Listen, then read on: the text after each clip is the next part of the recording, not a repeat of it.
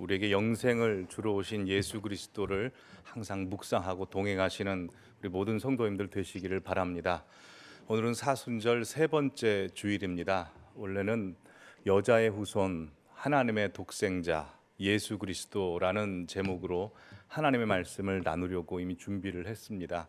근데 어제 오후에 하나님께서 새로운 감동을 주셔서 급하게 말씀을 바꿨습니다. 그래서 오늘은 나의 남은 날을 어떻게 살아야 할까라는 제목으로 베드로후서 1장 12절에서 15절 말씀으로 하나님의 말씀을 우리 함께 듣도록 하겠습니다. 지난 2개월 동안 우리는 베드로후서 1장 4절에서 7절 말씀을 통해서 하나님의 신성한 성품에 대해서 말씀을 나눴습니다. 그리고 지난 주일에도 박경수 총장님을 통해서 공교롭게 베드로후서 3장 말씀을 통해서 이 마지막 시대에 마땅히 우리가 어떠한 사람이 되어야 할지에 대해서 말씀을 나눴습니다. 2개월이 넘도록 베드로후서 말씀을 묵상하면서 항상 자주 제 눈에 들어온 말씀이 있었습니다. 그것이 바로 오늘 우리 성도님께서 읽으신 베드로서 1장 14절 말씀입니다. 함께 보실까요? 이는 우리 주 예수 그리스도께서 내게 지시하신 것 같이 나도 나의 장막을 벗어날 것이 임박한 줄을 알미라. 베드로는 자신의 삶이 얼마 남지 않았다는 것을 알게 되었다고 합니다. 베드로는 어떻게 자신의 생이 얼마 남지 않았다는 것을 알 수 있었을까요? 그의 육체가 쇠해져서 그랬을까요? 눈이 침침해지고 걷기가 불편해지고 숨쉬기가 답답해서 나의 남은 날이 얼마 되지 않았구나를 느꼈을까요? 물론 베드로가 복음을 전하면서 고초를 당했고 또 감옥에 있는 상태이기 때문에 아마 그의 육신이 많이 쇠해졌을 것입니다. 그러나 성경은 그렇게 말씀하고 있지 않습니다. 14절 말씀을 다시 보시면 이는 우리 주 예수 그리스도께서 내게 지시하신 것 같이 라고 돼 있어서 예수님께서 알려주셨답니다. NIV 성경도 보시면 I know that I will soon put it aside. 내가 벗을 날을 알게 되었답니다. 어떻게요? 내 주 예수 그리스도께서 made clear to me, 확실히 보여주셨답니다. NLT 버전도 보시면 내 주 예수 그리스도께서 나에게 보여주셔 왔답니다. 무엇을요? I must soon leave this earthly life. 이 세상 반드시 떠날 것을 알려주셨답니다. 베드로는 예수님으로부터 자신의 생이 얼마 남지 않았다는 말씀을 들었을 때 마음이 어땠을까요? 덜컥 내려앉았을까요? 베드로 그러지 않았을 겁니다. 왜냐하면 베드로는 부활 승천하신 예수님을 항상 기다렸기 때문입니다. 예수님께서 부활 승천하시면서 다시 오시겠다라고 했고 준비하라라고 말씀하셨기 때문에 그는 예수님의 말씀을 붙들고 언젠가 다시 오실 예수님을 기대하며 고대하며 살고 있었기 때문입니다.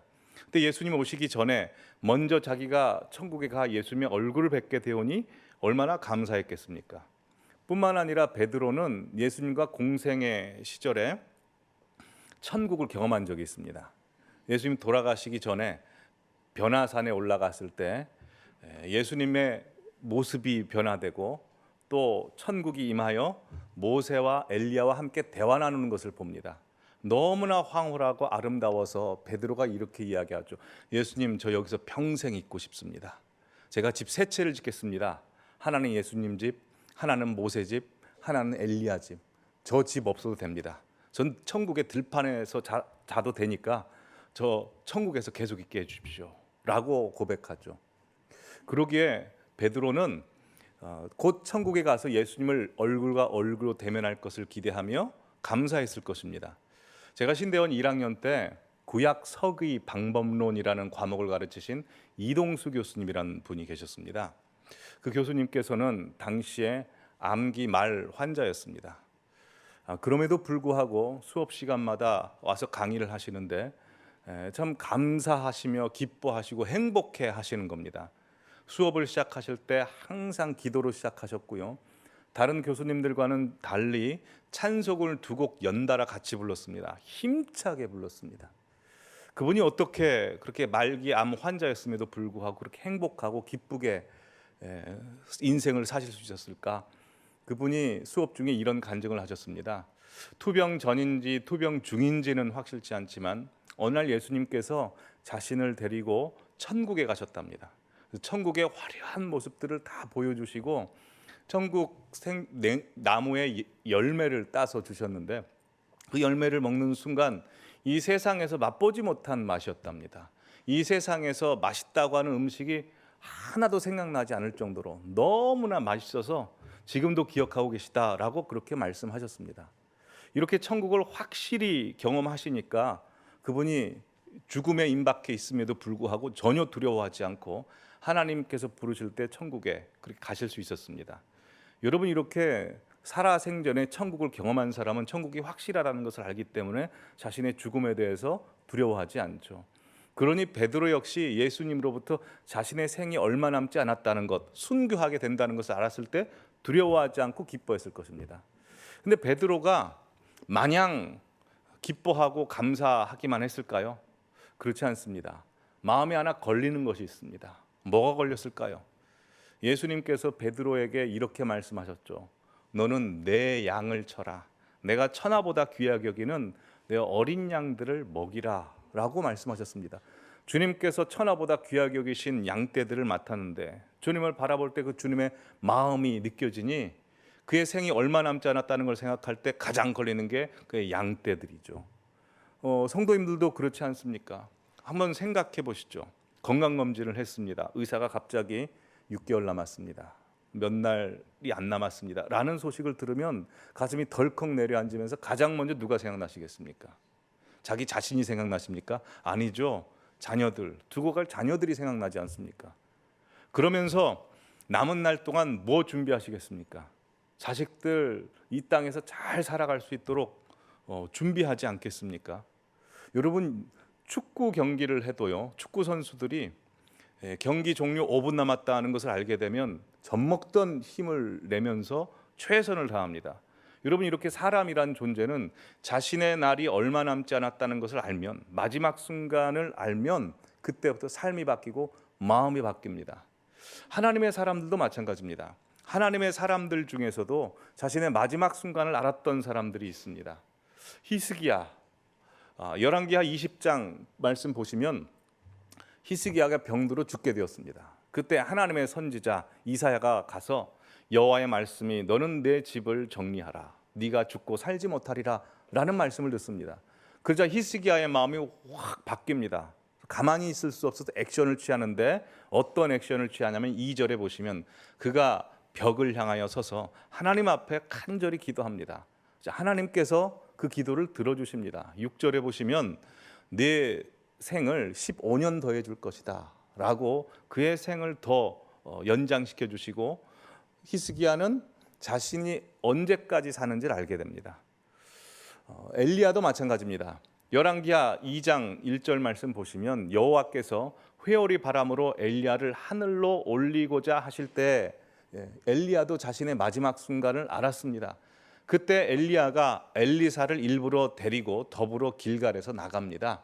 아마 시험하러 나간 것 같습니다. 그때 엘리야가 베델에서 너는 여기 머무러라 라고 이야기를 합니다.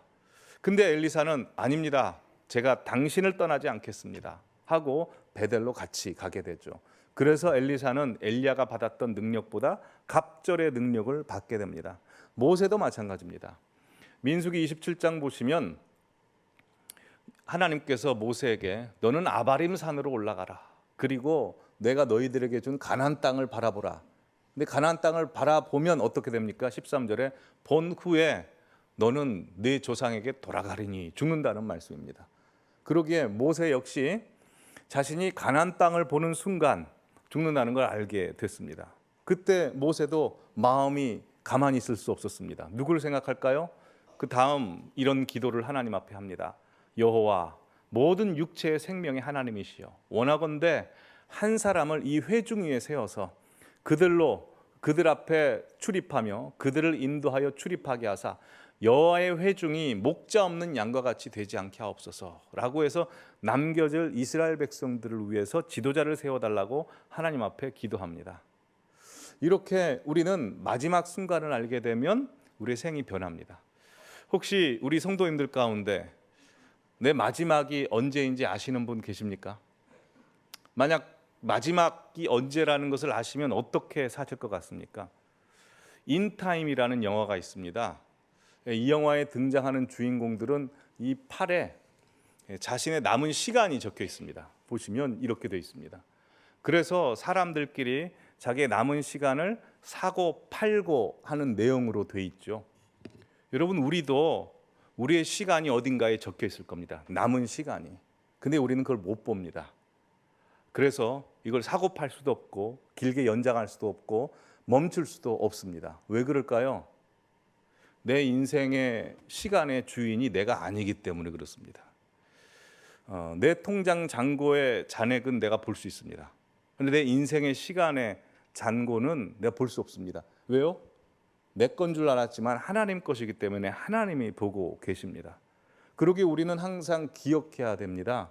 지금 내가 살고 있는 이 세상, 또한 내 영혼이 입고 있는 이 육체가 영원하지 않고 사라진다는 것을.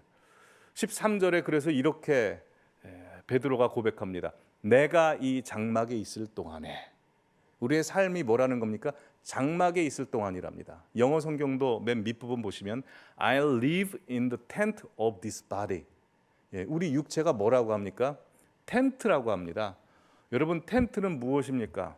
영원히 가서 살아야 될 때가 아니라 그냥 야영할 때, 여행 갈 때 잠깐 하루 이틀 기거하는 곳 아닙니까? 텐트에서는 나와서 집으로 돌아가야 됩니다. 우리도 마찬가지입니다. 하나님께서 우리에게 텐트 주셨습니다. 자신의 텐트 한번 보시겠습니까? 어떻습니까? 근데 이 텐트 벗어날 날이 온답니다. 그러기에 우리가 항상 기억해야 될 것이 있습니다. 모세가 고백했듯이 우리의 날이 짧다는 것을 고백하며 이렇게 기도해야 됩니다. 우리에게 우리 날 계수함을 가르치사 지혜로운 마음을 얻게 하소서. 영어 성경 보시면 Teach us how short our life라고 합니다. 우리 인생이 짧다는 걸 알라는 겁니다. 여러분, 그러기에 우리의 인생은요, 우리가 알지 못하지만 다 시한부 인생입니다. 점점점 줄어들고 있습니다. 그래서 다시 90편 보여주시면 우리 인생이 짧다는 걸 아는 것이 지혜롭다라고 하는 것이죠. 자기 인생의 끝을 생각하는 것이 지혜롭답니다. 누가복음 12장에 보시면 예수님께서 부자 비유를 드시는데 그 부자 비유 앞에 수식어를 하나 두십니다. 어떤 수식어를 붙입니까? 어리석은 부자. 왜 그가 어리석은 부자였을까요? 누가복음 15장 보면 보여주시면 그 어리석은 부자가 이렇게 얘기합니다. 18절에 또 이르되 내가 이렇게 하리라. 내 곡간을 헐고 더 크게 짓고 내 모든 곡식과 물건을 거기 쌓아 두리라. 또 내가 내 영혼에게 이르되 내 영혼아 여러 해 쓸 물건을 많이 쌓아 두었으니 평안히 쉬고 먹고 마시고 즐거워하자 하리라 하되. 이 땅에서 영원히 살 줄 알았습니다. 하지만 20절에 하나님이 이렇게 말씀하시네요. 어리석은 자여 오늘 밤에 내 영혼을 도로 찾으리니. 왜 부자가 어리석습니까? 이 땅에서 영원히 살 줄 알았고 그것이 자기 거라는 걸 알았습니다. 그렇다면 지혜로운 부자라는 걸 무엇일까요? 지금 내가 가진 재물, 내 육체, 내 모든 소유가 내 것이 아니고 하나님께서 잠시 잠깐 나에게 맡겨두신 것이라는 것을 아는 것이죠. 우리 성도님들, 부자라고 생각하시는 분들이 몇 분이나 되실지 모르겠습니다. 만약 부자시라면 어리석은 부자십니까? 지혜로운 부자십니까? 모두가 지혜로운 부자 되시기를 간절히 바랍니다. 히브리서 9장 27절에 이렇게 말씀합니다. 우리 다 함께 읽어보실까요? 한 번 죽는 것은 사람에게 정해진 것이요 그 후에는 심판이 있다. 자, 한 번 죽는 것은 사람에게 정해진 것이랍니다. 누가 정하셨을까요? 하나님이 정하셨습니다. 우리 인생의 주인이시니까요. 그래서 우리의 인생이 다 마치는 날 그것으로 끝이 아니고 그 후에는 심판이 있다는 겁니다. 우리 모두 하나님 앞에 서게 될 것입니다. 하나님 앞에 섰을 때 우리가 마음이 어떨까요? 벌벌 떨 수도 있고요. 반대로 기쁨으로 베드로처럼 맞이할 수 있습니다. 그러기에 이곳에 계신 모든 성도님들께서 예수님 잘 믿으시기 바랍니다. 끝까지 잘 믿으셔서 예수 그리스도의 보혈의 피로 말미암아 벌벌 떨며 하나님의 심판대 앞에 서시는 것이 아니라 기쁨으로 기대하며 사랑하는 주님 품에 안기시는 모든 성도님들 되시기를 바랍니다. 찬송가 260장 3절 가사를 보면 이렇게 되어 있습니다. 나 지금 죄에서 사함받아 거룩한 백성이 되었으니 이 육신 장막을 벗을 때도 겁날 것 없겠네. 예수 그리스도의 보혈의 피를 의지하십시오. 하나님께서 성도님들 한 분 한 분을 이곳으로 인도하신 목적이 무엇이겠습니까? 다 하나님의 자녀들이고 하나님께서 구원하시기로 택하신 백성들이고 예수 그리스도의 보혈의 피로 구원하셨기 때문입니다. 날마다 회개하시고 날마다 주님 품으로 나아가시기 바랍니다. 4절 가사를 보면 이렇게 되어 있죠. 우리가 이 세상 떠날 때에 예수의 손목을 굳게 잡고 영원히 즐거운 천국에서 주와 함께 살겠네. 그런 역사들이 우리 이곳에 계신 모든 성도들에게 있기를 간절히 바랍니다. 저도 이 사명 때문에 이 자리에 서게 되었습니다. 그래서 우리가 남은 날 어떻게 살아야 할지를 생각해야 합니다. 오늘 본문의 베드로는 자신의 남은 날이 임박했다는 걸 알고 있습니다. 그래서 임박했기 때문에 오늘 베드로 후서를 적고 있고 오늘 성도님께서 읽으신 말씀을 기록하고 있습니다. 그래서 이 말씀을 통해서 우리가 다 시한부 인생이고 우리의 남은 날이 계속 줄어들고 있는데 이 남은 날 동안 우리가 어떻게 살아야 될지 베드로 말씀을 통해서 세 가지로 하나님의 말씀을 우리 함께 듣도록 하겠습니다. 첫 번째로 우리의 남은 날 동안 우리가 집중해야 되는 것은 사람을 남기는 데 집중해야 됩니다. 사람에게 집중해야 합니다. 자, 육신의 장막에 있을 동안 베드로가 무엇에 집중했는지 오늘 보면 12절에서 15절 말씀 보면 반복적인 단어가 등장합니다. 그럼 바로 너희입니다. 12절에 너희, 너희에게, 13절에도 너희를 일깨워, 15절에도 너희로 하여금 해서 온통 베드로의 관심은 어디에 있었습니까? 너희, 주님께서 맡겨주신 양떼들에 있었다는 것입니다. 얼마나 감동적인지 모릅니다. 여러분, 베드로는 원래 뭐 하는 사람이었습니까? 어부였습니다. 평생 어부로 살았다면 그에게 남는 것이 무엇이었을까요? 낡은 배, 그물, 노 그런 것들이었겠죠. 물고기였을 것입니다. 그의 마지막 날 남은 것이 물고기였을 때 그가 어땠을까요? 허무했을 겁니다. 왜냐하면 그 모든 것은 다 사라지기 때문에 그렇죠. 그런데 주님께서 그를 부르셨고 그는 배를 버리고 그물을 버리고 주님을 따라갑니다. 그리고 사람 낚는 어부가 되었습니다. 그래서 사람을 남기게 되었습니다. 여러분, 사람은 사라집니까? 안 사라집니까? 영혼은 사라지지 않습니다. 남게 되죠. 이게 얼마나 가치 있고 의미 있는 일인 것인지 모릅니다. 우리도 마찬가지입니다. 하나님께서 우리 인생의 결산을 하실 때 뭘 가지고 결산하실까요? 재물일까요? 어떤 큰 기업일까요? 내가 이루고 싶었던 꿈일까요? 결국 남는 것은 사람입니다. 이 세상 사람들은 많은 사람들이 하나님을 향해서 시선을 두지 못하고 이 세상의 마음이 뺏겨 있습니다. 그 사람들의 마음을 성도님들 한 분 한 분이 하나님께로 향하게 하는 분들이 되시기를 바랍니다. 아름다울 밑자 한자를 보시면 이렇게 되어 있습니다. 양양자의 큰 대자. 우리는 주님의 양이죠. 근데 양인 우리가 계속해서 성장하고 커지면 하나님께서 보실 때 아름답게 보실 것입니다. 우리 성도님들께서 말씀을 들으심으로 말미암아 항상 성장하시고 성도님들뿐만 아니라 주변에 있는 사람들을 하나님 앞으로 인도하시기 바랍니다. 그러면 하나님께서 아름답고 빛나게 보실 겁니다. 다니엘서 12장 3절 말씀 우리 다 함께 읽어보실까요? 지혜 있는 자는 궁창의 빛과 같이 빛날 것이요 많은 사람을 옳은 대로 돌아오게 하는 자는 별과 같이 영원토록 빛나리라. 하나님께서 이 세상을 보실 때 어두컴컴할 겁니다. 그러나 어디만 빛이 납니까? 많은 사람들을 옳은 대로 돌아오게 하는, 사람을 남기는 사람입니다. 영국에 니콜라스 윈터라는 사람이 있습니다. 이분이 금융계에서 증권거래소에서 승승장구하며 일하시는데요. 1938년도에 스위스로 스키 여행을 떠납니다. 근데 자신의 친구가 체코에서 편지를 보내온 겁니다. 체코로 와보라는 겁니다. 가서 봤더니 당시 2차 세계대전 때문에 그 유대인 난민들이 그곳에 있는 겁니다. 그걸 보면서 하나님의 사명을 깨닫습니다. 이 아이들 살려야 된다. 그분이 침례교 교인이었거든요. 그래서 곧바로 영국으로 돌아가서 3시까지만 일하고 3시 이후부터는 이 아이들을 입양하는 일을 합니다. 영국 사람들에게 이야기해서 자신이 돈을 대고 한 사람 한 사람 입양을 하도록 그렇게 기구를 만들어서 최선을 다해서 1939년 3월부터 8월 달까지 8차례 걸려서 입양을 시킵니다. 669명을 입양합니다. 그리고 마지막에 250명의 아이들을 입양하려고 기차로 이제 태우고 데려오는 순간 나치에게 걸려서 그 아이들은 데리고 오지 못합니다. 자, 그분이 그 아이들을 구하지 못했다는 죄책감 때문에 두문불출 숨어서 지내십니다. 그러다가 1988년도인가요? 그분의 부인이 그분이 옛날에 아이들을 입양할 때 썼던 그 서류를 발견하게 됩니다. 그리고 이것이 세상에 알려지게 되는데요. 영상을 한번 보시죠.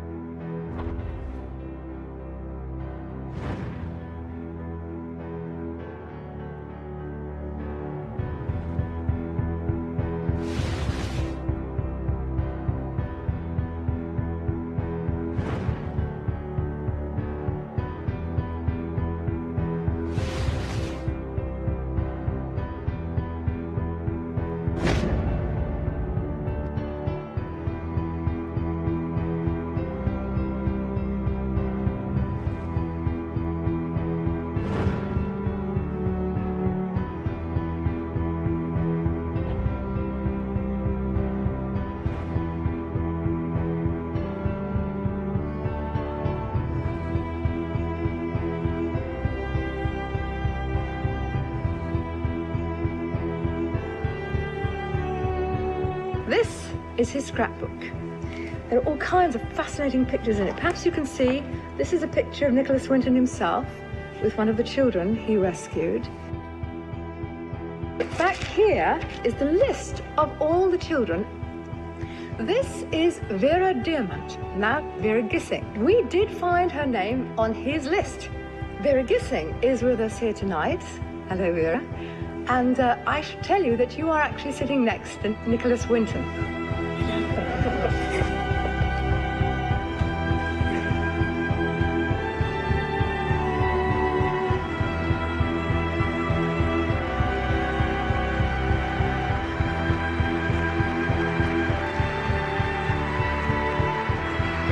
Is there anyone in our audience tonight who owes their life to Nicholas Winton? If so, could you stand up, please?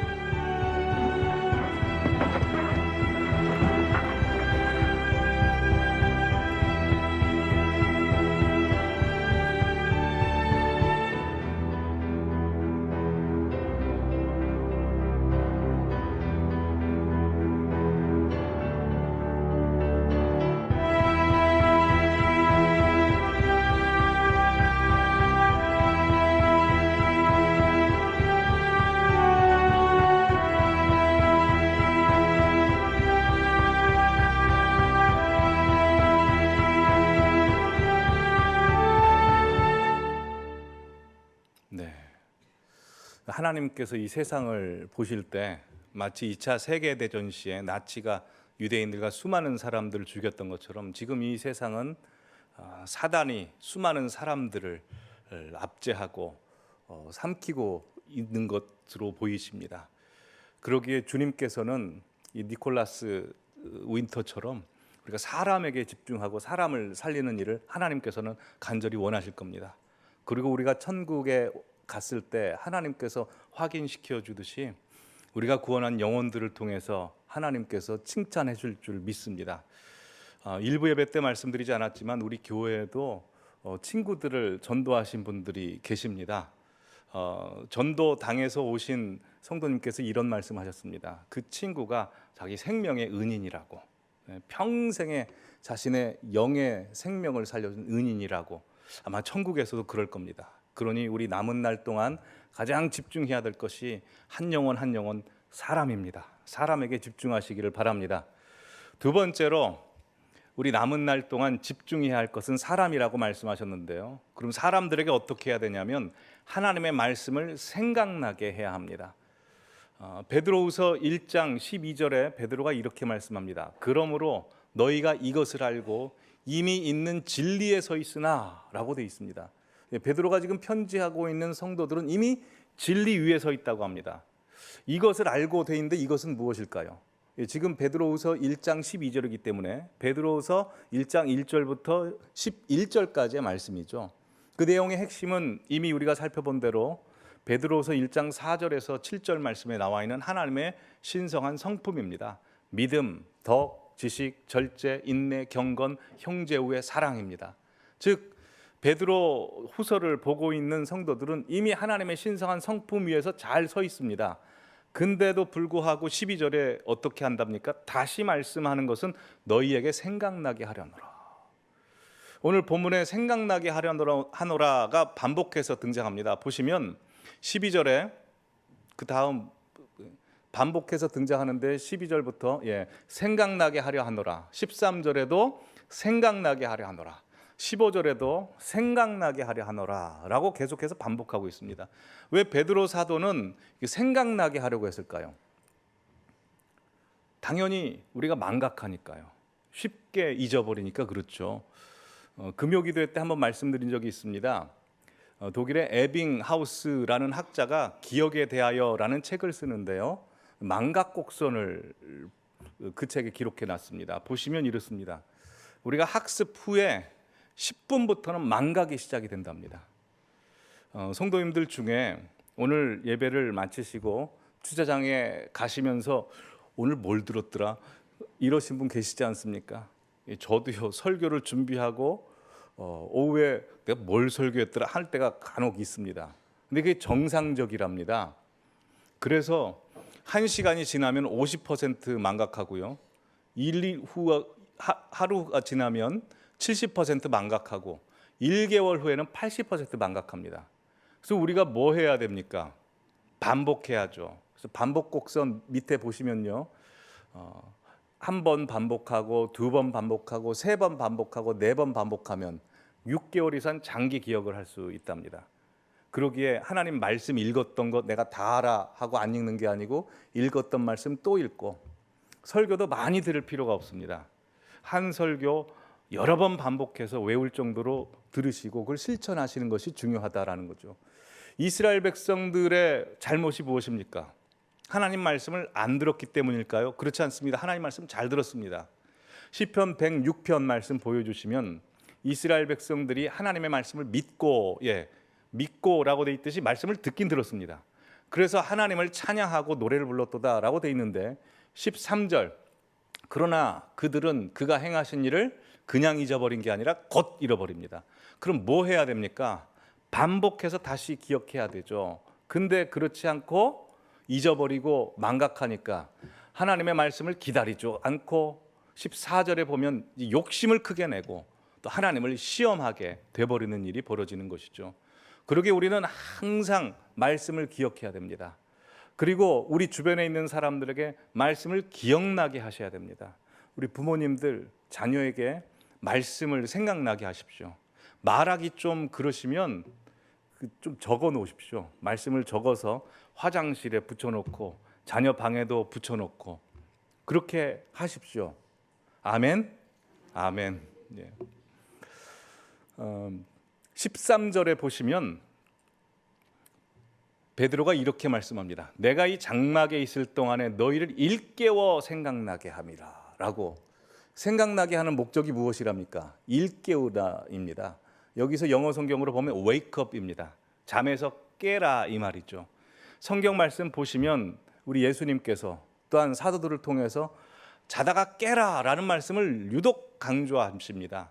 말씀 보여주시면 마태복음 24장 42절에 깨어 있으라, 어느 날 주가 임하실지 너희가 알지 못한다. 25장 13절도 깨어 있으라, 26장 41절도 깨어 기도하라. 그 다음도 보시면 마가복음 13장에도 깨어 있으라, 누가복음 21장에도 항상 기도하며 깨어 있어라.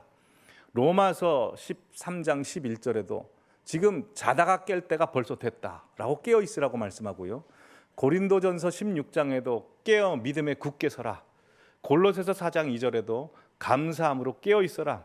데살로니가전서 5장 6절에도 오직 깨어 정신을 차리라라고 말씀하고 있고, 베드로 사도도 깨어라. 요한계시록에도 누구든지 깨어라고 해서 깨라고 계속해서 강조합니다. 여러분, 자녀를 흔들어 깨우시기 바랍니다. 영혼이 온전히 주님 앞에 돌아오시지 않고 자고 있는 사람은 흔들어 깨우십시오. 근데 우리가 깨우려면 누구 먼저 깨 있어야 됩니까? 나 먼저 깨 있어야 됩니다. 비행기를 탈 때 승무원이 비상시 때 어떻게 해야 되는지 안전수칙을 가르쳐 주죠. 비상시 때 산소 마스크가 내려오면 누구부터 씁니까? 노약자부터 씌워드려야죠? 아니죠. 자기 자신부터 써야 됩니다. 자신부터 깨어나고 자신이 살아야 남을 살릴 수 있죠. 지난 9월 달에 우리는 20일을 특별 새벽 기도회로 하나님 앞에 기도함으로 나아갔습니다. 그때 많은 분들 오셔서 함께 깨어서 기도하셨습니다. 혹시 지금도 깨어서 기도하고 계시죠? 혹시 자고 있는 분들 계십니까? 깨십시오. 먼저 깨셔야 다른 사람들을 살려낼 수 있습니다. 내가 살아야 다른 사람들을 살려낼 수 있으니 이 마지막 남은 생애가 얼마 남지 않았으니 사람들로 하여금 하나님이 생각나게 하시고 말씀이 생각나게 하신 우리 성도님들 되시기 바랍니다. 마지막으로 우리 남은 날 동안 우리가 집중해야 될 것이 있습니다. 이것은 바로 예수님과 함께 동행하시기 바랍니다. 베드로서 1장 14절에 보시면 베드로가 예수 그리스도께서 내게 지시하신 것 같이라는 말씀이 있습니다. 이 말씀을 곰곰이 생각해 보면 베드로가 자신의 남은 날이 얼마 남지 않았다는 것을 알 수 있었던 것은 주님의 음성을 항상 들을 수 있었다는 것이죠. 주님과 교제했다는 것입니다. 영어 성경도 보셨다시피 주님께서 지시하신 것 같이, 알려주신 것 같이가 현재 완료입니다. 한 번만 들은 게 아니라 계속 들어왔다는 것이죠. 우리 남은 날 동안 해야 하는 것은 하나님과 교제하고 동행해야 하는 겁니다. 존 스토트 목사님이 아주 좋은 책을 지으셨습니다. Life in Christ라는 책인데 한국말로 내 삶의 주인이신 그리스도라는 책입니다. 이 책에 보면 우리가 예수님과 동행할 때 어떻게 동행할 수 있는지 전치사 8가지로 설명합니다. 보여주시면 through Christ, on Christ, in Christ, under Christ, with Christ, unto Christ, for Christ, like Christ입니다. 먼저 through Christ, 예수님을 통해야 합니다. 예수께서 이르시되 내가 곧 길이요 진리요 생명이라고 했으니 모든 것을 예수님과 통하시기 바랍니다. 다음 on Christ입니다. 우리가 예수님 위에 서 있어야 됩니다. 세상 위에 서 있으면 흔들립니다. 이 몸의 소망 무언가 예수 그리스도밖에 없습니다. 그래서 주 나의 반석이시니 내가 그 위에 서리라 라고 고백합니다. 영어 가사도 보시면 all other ground in sinking sand, 우리가 머물고 있는 이 세상은 다 허물어지는 모래성이라고 말합니다. 예수 위에 서 있으시기 바랍니다. 그 다음 in Christ입니다. 주님이 말씀하셨습니다. 주님은 포도나무요 나는 가지입니다. 주님과 연결되어 있지 않으면 우린 죽게 됩니다. 항상 예수님 안에 있으십시오. under Christ, 예수님의 통치를 받으시기 바랍니다. 만물을 그의 발 앞에 복종하게 하신다라고 돼 있듯이 항상 하나님께 복종하시기 바랍니다. 그 다음 with Christ, 볼지어다 내가 세상 끝날까지 너희와 항상 함께 있으리라 라고 하신 예수님의 말씀을 믿으며 지금 함께 하고 계시다는 것을 느끼며 경험하며 살아가시기 바랍니다. unto Christ, 오직 예수님만 바라보십시오. 세상 바라보지 마시고 믿음의 주여 온전케 하시는 이인 예수를 바라보십시오. 다른 것 바라보면 온전케 하지 않습니다. 그러나 예수님 바라보면 우리를 온전케 하십니다. 그 다음 for Christ, 하나님을 위해 사십시오. 이전에 예수님을 몰랐을 때는 나를 위해 살았다면 이제는 예수님을 위해서 예수님을 알게 되었으니 다시 살아나신 이를 위하여 사십시오. 마지막 like Christ, 예수님처럼 예수님을 닮아가시는 성도님들 되시기를 바랍니다. 오늘 말씀 정리하겠습니다. 우리의 생 짧습니다. 우리의 남은 날 얼마 되지 않고 점점 줄어들고 있습니다. 그것을 아는 것이 지혜라고 했습니다. 그래서 남은 날이 얼마 되지 않았다는 것을 항상 생각하시면서 3가지를 기억하십시오. 첫 번째, 사람을 남기는 데 집중하십시오. 또한 두 번째, 하나님의 말씀을 생각나게 하시는 분들이 되십시오. 예수님과 함께 동행하셔서 나중에 예수님 만나실 때 착하고 충성된 종아라는 칭찬을 들으시고 예수님 앞에 와락 안기시는 우리 모든 성도님들 되시기를 간절히 기원합니다. 기도하시겠습니다.